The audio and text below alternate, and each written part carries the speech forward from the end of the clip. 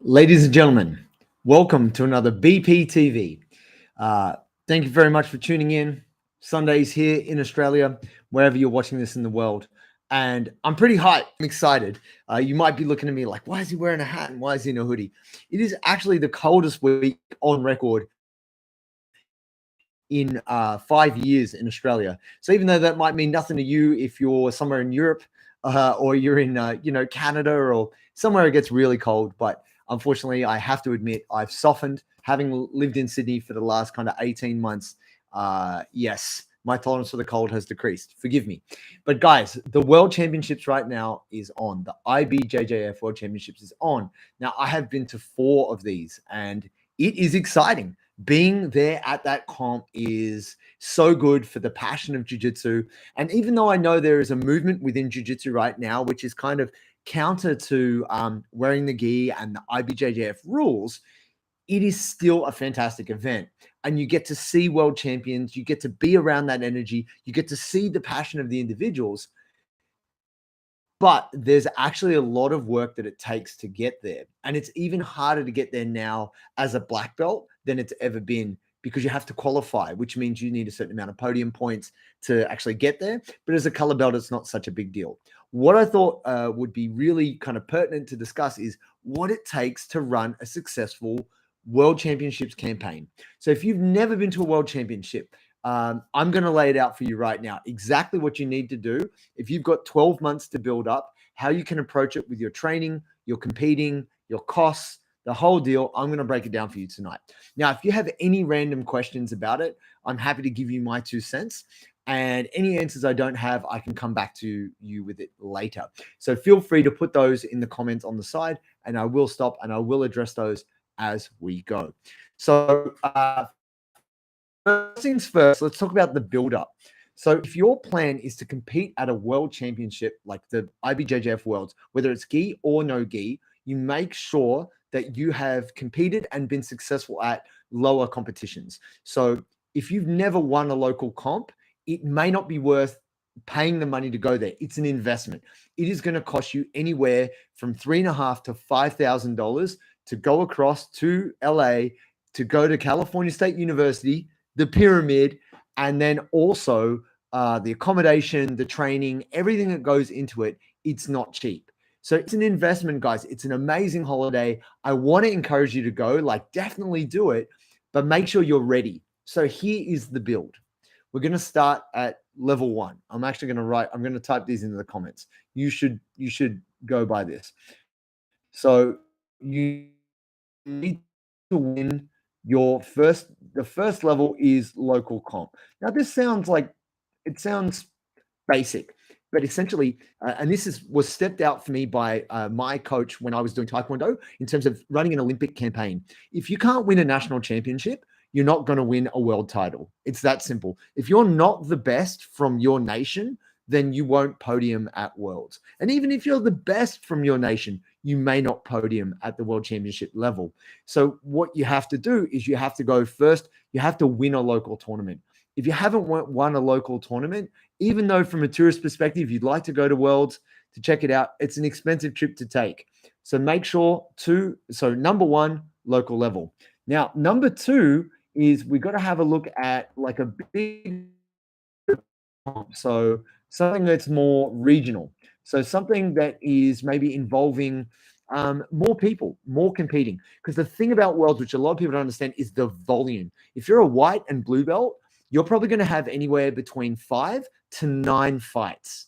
If you've never done a day where you've had 9 fights in a day, you are in for the shock of your life. Like if you haven't got the stamina to go all day, then there's no chance for you. So it's really important that you then win a regional comp. Now, I'm saying winning for all of this. Now, if you're someone who's not really interested in competing and winning championships, it's totally cool. I think there's still something in competing for learning. But if you want to be a world champion, we need to be able to break this down. Now, the next step on this is a state title. So it is so important that you know that you are the best, at least in your corner of the world. So in Australia, we have 6 states. I should know this. And we also have some capital territories. So forgive me, but essentially, if you're not the best in your state, you've also got to have a look at number 4, which is the national level. So national comps, and sometimes we get some internationals as well, but national. If you're the best in Australia, or you're the best in wherever you're from, maybe you're in the Netherlands, or maybe you're in the UK. If you know that you have gone through that process and you have beaten 5, 6 very tough BJJ practitioners, you know that you are the best. This is a process of conditioning. And so if you haven't really, crested that arc, which is a podium at the national level, then I would suggest you do not bother with the trip. It's that simple. Now, you could say that I'm the dream killer and, oh, what am I thinking? And I'm telling you, I myself had only won a state title when I went to my first international competition in Brazil back in the day, back in 2009. I went to the Rio Open. I'd only won a state title at white belt, but it was white belt and it was pretty gutsy. And I actually didn't necessarily think I would win. I was going for the experience because it was in Brazil. A world title is different. It is so much more competitive now than it's ever been. So you have a lot of people who are treating this very professionally. And if you don't do the same, you're basically going to spend all this money. You're going to lose first round, and that's it. That is the only drawback about the international duration, is that you lose one fight, that's it. But your day can be over very quickly, even for people who are elite at a very high level. So let's look at it now and go international experience. This is number 5. This is the next step in the build-up. Is you want to, it doesn't matter what belt level you're at, you want to get a feel for the international level competition. So that might be like the San Diego Open, or it might be the Berlin Open. Depending on where you are in the world, you want to get that feel for what a large IBJJF competition feels like, because there's so much noise, there's so much chaos. Your coach can't be mat side, they're going to be out in the crowd, so they'll be yelling. You need to be able to try and listen for them. Like, even if you can't hear them, you need to be able to know what you need to do. And it's the process of getting yourself rehearsed for performing under pressure. You might be great in your gym, and there's plenty of people out there who are amazing. They can just kick everyone's butt territory. But when you're under that pressure, you have to manage yourself. And it's really important that you have gone through these steps over and over again. So when you come to the big show, which is the World Championships, it's not as confronting. Because I'm telling you guys, it is 10x whatever you do now. Like, when you go there and there's like, 3,000 competitors, you're like, oh, this is so big. It's very overwhelming. Even on that day, even though for your category, there may only be, say, 100 competitors. If you're white or blue belt, you're probably going to have anywhere between 150 to 200 competitors in your category. Unless you're like a rooster weight or you're like an ultra heavyweight, you're going to have a lot of people, and you have to be ready to go all day. So I want to talk about how you prepare for this. So in terms of the next layer of your preparation, it is training camp. So in the past, myself, the best preparation I've had was actually going to Brazil and spending anywhere from 4 to 6 months in Brazil training, like just training full time, training twice a day, 3 times a day, just getting my ass kicked nonstop, and then really working on my comp game. So while I was in Brazil, I was competing as often as I could. So I joined the like Paulista Circuito competitor list, basically, where you pay a registration and you can enter comps. And I was trying to do a comp like probably every second weekend, or as often there was comps, I wanted to go into those comps to feel that pressure and condition myself to the stress. So I wasn't stressed. It was just very normal for me to feel that way. And it's really uncomfortable, and they might only have bananas and no Gatorade, and you got to bring all your resources. But that was my training camp, guys. When I say training camp, it wasn't like, oh, I'm doing this for a couple of weeks. It was pretty much 6 months of the most intense training of my life. I knew that when I came to the Worlds, I was as ready as I could be, because I'd already been smashing it up with some of the toughest people in the world. Now, you may not have the freedom, the resources, or the time to be able to just be in Brazil for 6 months preparing for a world championship. Fair play. But here is a big mistake, and this is something I want to spell out for you. Training camps typically, like if you travel to the United States and you go and join Team Atos, or you go to AOJ, or you go to Corbriniers, or you go to a major gym, Carlson Gracie, whichever gym that you are affiliated with, or whatever gym that you like to train with, they will do generally a 2-week intensive training camp. So all the best people from that team come together and everybody's training really hard. You already have to have a high level of fitness and strength when you get there. Then it's like kind of a bit of fire, but you have to be careful, guys, because this is where it's mismanaged. The 2 weeks before comp, there should actually be a taper. If you don't factor in a taper period, you're more likely to get injured and you're less likely to have good energy on the day.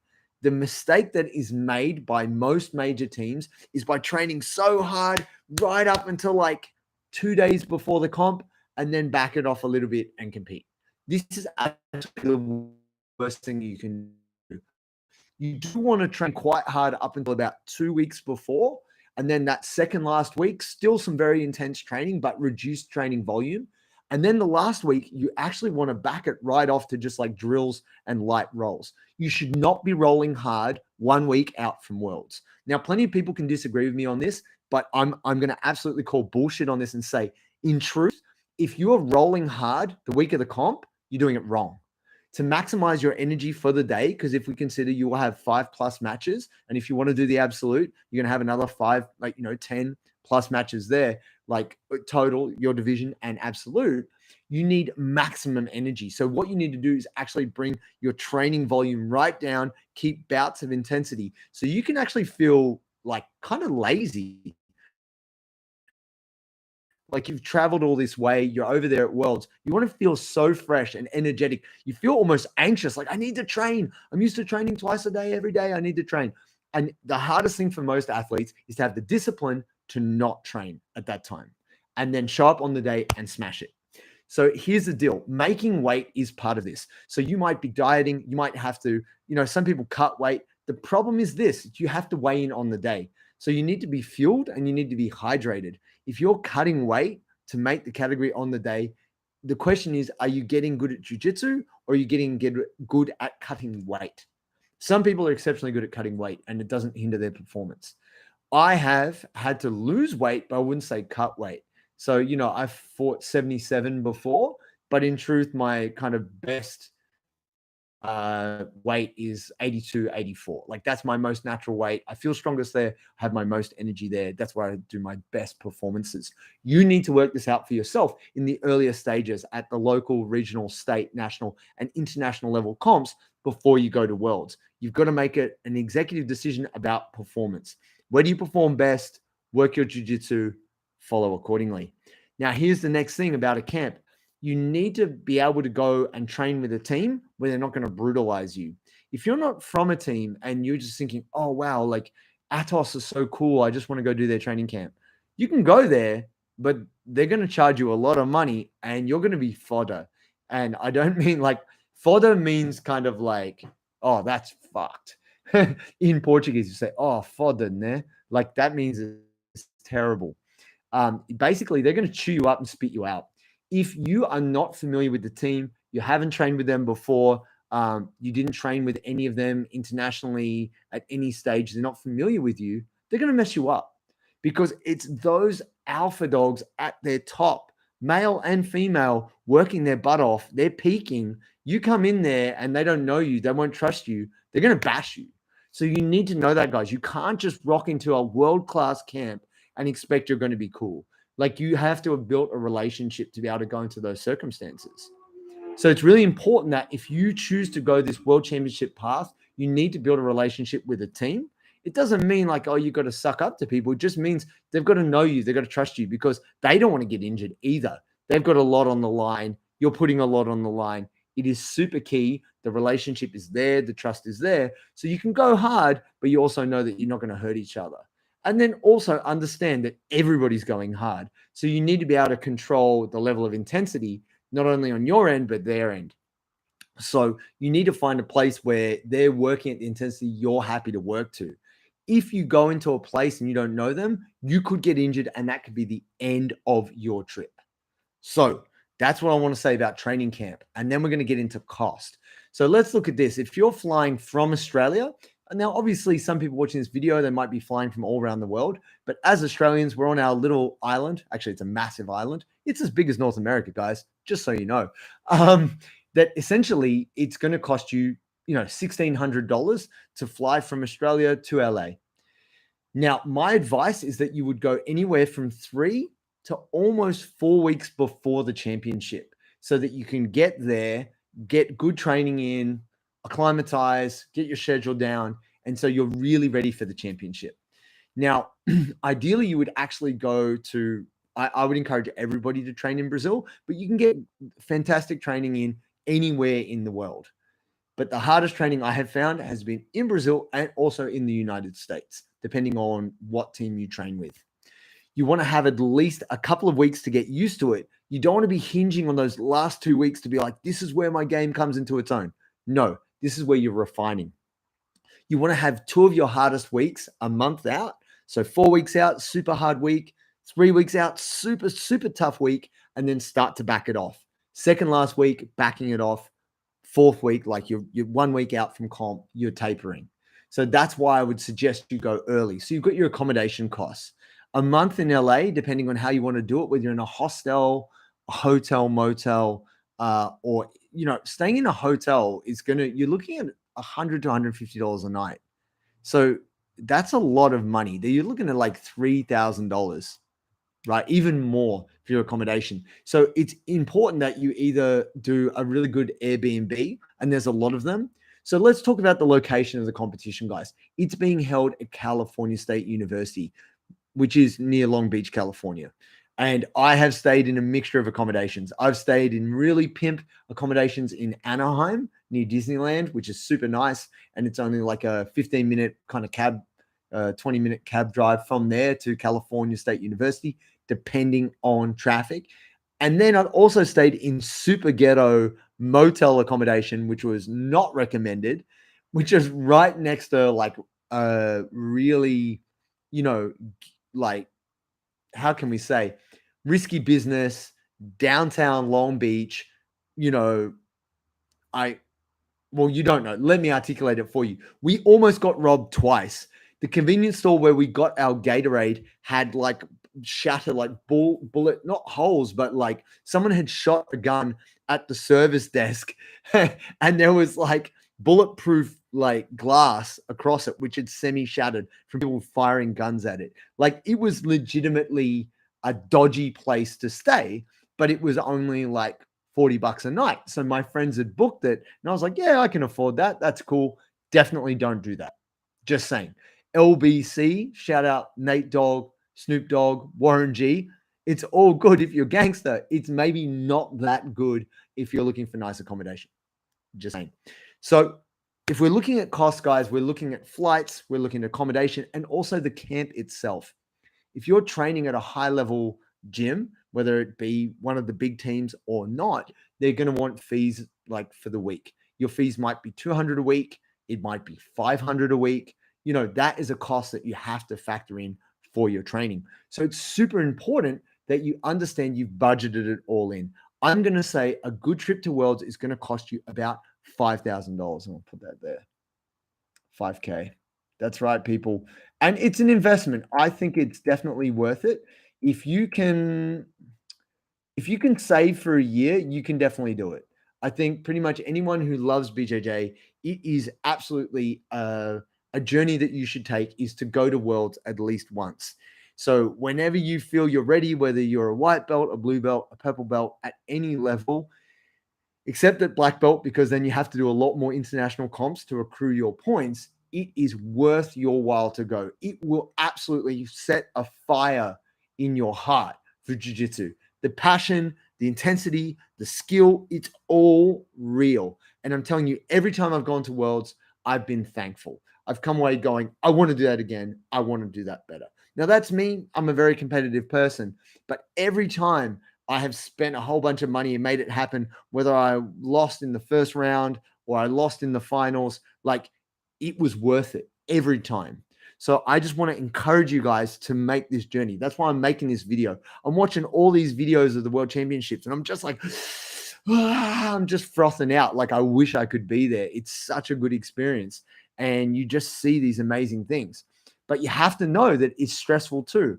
And on the day, you are but a grain of sand on the beach, my friends. Let me tell you a story. Now, I'm not going to name this friend of mine, but I showed up. I got up real early. I woke up at 4 a.m. The time clock was a bit out. I wasn't on till 8:30 or 9 o'clock. But yeah, I was like, right, anyway, it didn't matter. I was a blue belt. I'm nothing. I'm just a blue belt from Australia. No expectation on me. But I was like, oh, I'm going to win. I'm going to win. And I'd prepared. I'd been at a training camp. I woke up really early. I went for a jog. I checked my weight. I was on weight. I was perfect. I was under. I was getting coffee, had all my food ready. I came back and it's like 6:30 in the morning. I'm like, still kind of looking for stuff to do. The concierge was closed. We're staying at this ghetto motel. I couldn't get a taxi. And I was like, man, how do I get? I was like, I've got to get there. How do I get there? Anyway, I stuffed around a fair bit more. I went for another walk. Went to get coffee, kind of had a light breakfast, finally got some coffee. And then I'm like, oh my goodness, it's 8 o'clock now. Time had gotten away from me. So I jumped on the bus, got back there, couldn't get now the concierge is open. I'm trying to wake up my teammates. I was there with two friends and they're like, oh, we're not on yet. And I'm like, dude, get up. It's World Championships. We've got to be there early. I could be on in half an hour. I got to get there. And they're like, yeah, whatever. We'll meet you there. And I was like, dude, I thought we were all going together. I thought we were a team. Anyway, it doesn't matter. Their priorities were different. They both had to perform on the day. Anyway, I was like, forget this. I'm getting a cab. So I actually just jumped into LA traffic. I'm like, taxi. I pretty much jumped in front of a cab like I was Bruce Willis in some kind of Die Hard movie. And I'm like, take me to California State University now. Anyway, it shouldn't have taken as long as it did, but ended up costing me like $30, even though it's very close. I get there. It's now it's almost 8:30. I get there. I get my stuff. I get down there. I start warming up. I find my marshal. Rule number 1, find your marshal. And it was just this blonde dude, Cali kid. And I'm like, yo, I'm James Tomlinson. You know who I am. Look at this face. You know me. You call my name. I'm here. I'm here for under 77 kilos, blue belt. You got me. And he was like, yeah, cool. So when he called me, I was ready. I went out there. I had a match. I won. I won on points. I couldn't tap the guy. It was exhausting. And then I was back. And I was like, all right, cool. And I was ready. And then almost within very quickly, probably only 10, 15 minutes, they called me again. I was like, oh my God, really already? Because other people had 40 minutes. So usually this is how it runs. Because I have more people fighting at the start, they'll whittle it down. All the blue belts, all the way whittling it down to the last bunch of people. And then it gets quicker and quicker. So you might start with 40 minutes between matches. And then it's half an hour between matches. And it's 20 minutes. And it's 10 minutes. And they're just trying to get you off. The black belts, the referees are black belts. They don't care. They don't care how important you think you are. It's just get on, win, lose, get off, die. We don't care. But my match got called quick. I was still kind of not quite ready. And I was like, chug my water, get back out there. And this time they had an issue with my belt. They were like, no, your belt's too raggedy. And I'm like, what? They're like, you need a new belt. And I was like, what the hell? And there was some people in the audience that actually helped me out. They'd seen it before. And they're like, go buy a new belt. You've got 5 minutes. And I was like, what the hell? They want you to run up to on the mat or, Keiko or whoever and buy a belt right when you're about to fight. So these people in the audience, they saw me and I'm like, has anyone got a blue belt? And they're like, yeah, man, we got you. And they just threw me this blue belt. And I was like, thank God, took my belt off. I hold this for me, guys. Threw it up to them, chucked on this blue belt. It had some stripes on it. My belt didn't have any stripes on it. I went out there. Oh man, I'm fighting my ass off. I got triangled bang, and the match is over. So then I go back, have a chat to those guys. They were cool. They were from Paragon. Shout out to Paragon. They're awesome. Shout out Jeff Glover and Bill the Grill Cooper, OGs from Paragon. They I didn't see them there, but anyway, Paragon team in LA. Shout out. Man, I gave them their belt back, took my belt back. My friend who's running late is running in. It's now 9:30, and he'd been scratched. It was over. He got down there. He's like, gets down there. He's like, this is who I am. They're like, yeah, you scratched. We gone all that way, paid all that money, done the training camp. And because he didn't get up on time, his day was done. He didn't even compete. What a waste, my friends. That's what I'm trying to say to you. If you're not there and you are not in the bullpen switched on and you don't know when your fight is up, you're done. So even if you have a coach, even if you have a whole team behind you, you need to be very self-sufficient to make sure your day runs well. So this is part of the learning of the on the day. Here's the other thing too. The day gets quicker and quicker. So whether you are, trying to win your division or you're trying to fight absolute, whatever's going on, you need to be able to manage your energy across the day, which means your food has to be ready, your hydration's got to be on point, and your ability to warm up and cool down throughout the day is super key because you need to be able to stay relaxed enough so you don't burn too much energy between fights, but you also need to be alert enough so when they call your name, you go out there, you're ready to do your thing. You're not holding back. So, look, I feel like these are the key elements when you're going to Worlds. Now, obviously, your jiu-jitsu is under your control, and that is something that you'll be working on with your coach, with your team, and this is something that builds over time. And look, I don't feel that you have to train at a championship team to be a champion in jiu-jitsu, but you really need to be up on what's going on and who's the best in the world to know what they're doing so that you know that your game is in line with what's going on in the world of jiu-jitsu. For example, if everyone's doing birimbolos and taking your back, you need to be able to address that. In the same way, if you like to play the birimbolo game, but you're not coming up and taking position while you're trying to sweep and you don't get the position you want, like taking the back, you have to find a way to get points or finish the match. These are considerations that you have to make strategically. And that's something, unfortunately, I can't help you with at the moment. All right, my friends, there it is. That is a bit of a summary of how you can approach leading into a Worlds camp. You've got to really make sure that you've got your relevant experience in to make sure you're really ready to compete at the world level. You've got to make sure that your camp is set up right and that is actually a legitimate thing. In the same way we hear UFC fighters talking about their training camp might be 12 weeks building up into a fight, you want to be doing a similar thing for yourself. Also, all of the costs you want to factor in. You want to be putting aside, $500 a month for 10 months. That's what you're looking at. For a good Worlds trip, it's going to be about $5,000.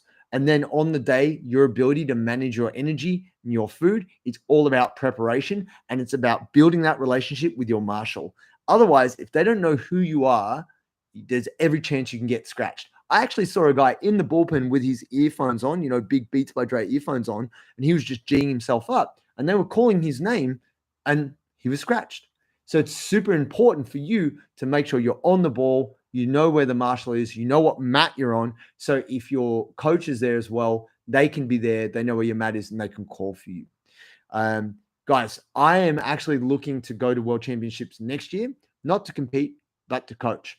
I will be there. I'm looking to take some of my students and some of my friends and set up a camp and make sure everybody's prepared. So anyone who's into Bulletproof, if your intention is to go to World Championships in 2023, I will be there. Well, thus far. There's a lot of things that are going to happen in the meantime, but really, I want to encourage people to go to Worlds. And look, if you're at Worlds and your coach isn't there or you can't have anyone there to coach you, I'll coach for you. If you know me and you see me, come grab me. I will yell and holler until my throat is raw to make sure you know what you need to do. Even if I've never trained with you, I'm happy to call for you. So it can be a scary feeling to be at a big event and have no one in your corner. And I'm happy to be there for you guys. So feel free to message me, leave it in the comments. If you have some dreams of ever going to a world championship, I want to encourage you to chase those dreams, make sure you're prepared. And I'm telling you, I will be there with my guys, and I'm happy to get your back to be the big booming voice to tell you what to do. All right, my friends, thank you for tuning in. Appreciate all you guys. Now, a little bit of news. I will be leaving in less than 1 month to go on my world tour. My first academy that I'll be doing a seminar at is Checkmat Berlin with our guy Marcus. So that's going to be really cool. That is going to be on the 1st of July. Then also the next one, I believe, will be in the UK at Escapeology, which is up in Cambridge. And that's awesome. Tom up there who runs that gym, great gym. He's going to be hosting me. That will be my only so far. There might be one or two others. They're not confirmed, but I'm just saying what it's confirmed. I will be doing a seminar when I go to the States in Florida at RMNU. That's Hobson Mora. That's his gym, big hero of mine, huge gym in Florida. Our girl, Rachel Nelson, she's hooking that up. So I'll be doing a seminar there. Fingers crossed, I can also get a seminar in New Jersey, but that's not confirmed as of yet. I will be heading over to California and I will be in Vegas for the ADCC. Oh, yeah, the big party. So I will be at the ADCC and hopefully we will be seeing some Australians doing very well. I'll be there. I'll be looking to get interviews for the podcast. So stay tuned for that. I'll be doing a vlog of my whole trip. I'm away for 3 months. I will be doing a seminar at Mythic BJJ in Anaheim. Shout out to Mythic BJJ. Not confirmed, but I might be going across to Eagle BJJ over in Boise, Idaho. So we'll see if that comes to pass. Like it's still, the things are in the works. And we may be doing a seminar also in San Diego because I'll be there for a week. And then once we're done in the USA, flying up north to Vancouver to go to Alliance Vancouver and doing a seminar there with my man Walter Buse and my guy Thomas Lisboa. So who knows? There may be more seminars on the forecast. We still got to confirm it all in the next couple of weeks before I leave. But I will be vlogging the whole trip, guys. So stay tuned. It'll be here on YouTube. And hey, if you think you might come along to a seminar, love to have you. We'll be posting more information on the Instagram and then also on the podcast. So stay tuned, my friends. Much love. And between now and when I see you next, stay bulletproof.